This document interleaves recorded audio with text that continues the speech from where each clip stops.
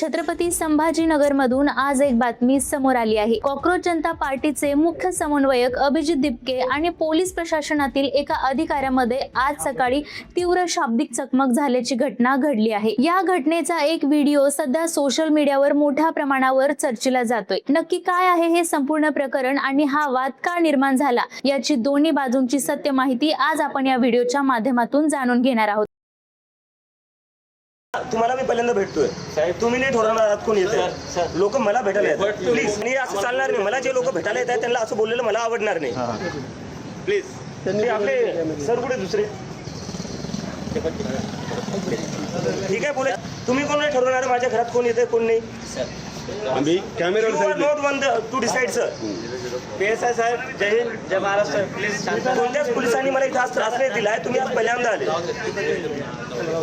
नमस्कार, मी काजल आणि तुम्ही पाहताय राष्ट्रभूमी। ही घटना 7 ऑगस्ट 2026 रोजी सकाळी छत्रपती संभाजीनगर मधील वालूज महानगर परिसरात घडली आहे।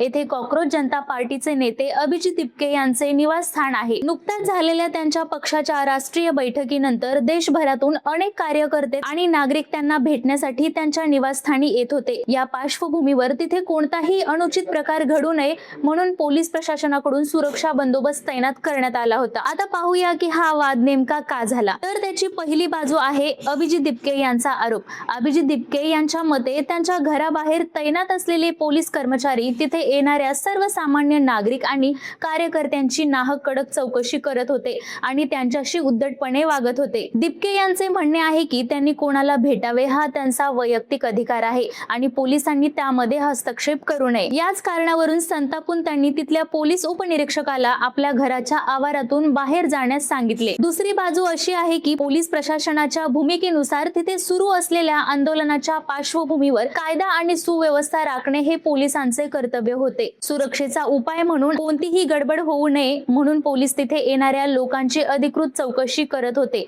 आणि पोलीस अधिकारी आपली शासकीय ड्युटी बजावत होते। या संपूर्ण वादाला एक अंतर्गत राजकीय पार्श्वभूमी देखील आहे। कॉकरोच जनता पार्टी या संघटनेमध्ये काही अंतर्गत मतभेद सुरू असल्याचे समोर आले आहे। गुजरातवरून आलेल्या काही नाराज कार्यकर्त्यांनी अभिजित दिपके यांच्या कार्यपद्धतीवर आक्षेप घेत त्यांच्या घराबाहेर उपोषण सुरू केले होते। या आंदोलनामुळे तिथे तणाव वाढू नये म्हणूनच पोलिसांनी काही कार्यकर्त्यांना ताब्यात घेतले होते, ज्यानंतर हा संपूर्ण वाद अधिक वाढतच गेला।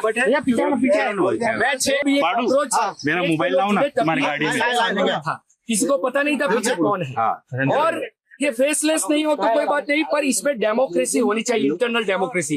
हम अगर धर्मेंद्र प्रधान की अकाउंटेबिलिटी मांगते हैं तो हमारे भीतर भी एक अकाउंटेबिलिटी होनी चाहिए। जो लोग मोबाइल पीछे पड़े हैं उनको आप